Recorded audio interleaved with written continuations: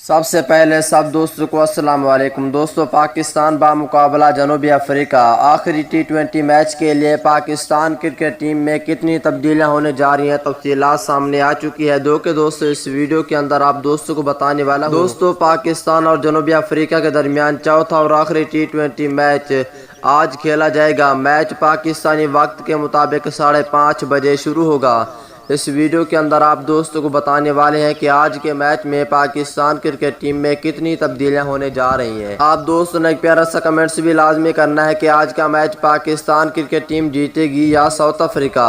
دوستو، بڑھتے ہیں ویڈیو کی جانب اور آپ دوستوں کو بتاتے ہیں مکمل تفصیل۔ اس سے پہلے اس ویڈیو کو لائک کریں، چینل کو سبسکرائب کریں، بیل آئیکن دبا کر آل پر لازمی کلک کر دینا ہے۔ دوستو، پاکستان کو سیریز 2-1 سے ناقابل شکست برتری حاصل ہے۔ اس کے بعد پاکستان نے پہلا اور تیسرا جبکہ جنوبی افریقہ کی ٹیم نے دوسرا ٹی20 میچ جیتا تھا۔ آخری ٹی20 میچ کے لیے پاکستان کی جانب سے 1 یا 2 تبدیلیاں کی جا سکتی ہیں۔ آصف علی کی جگہ لیگ اسپنر عثمان قادر کو شامل کیے جانے کے امکان ہیں۔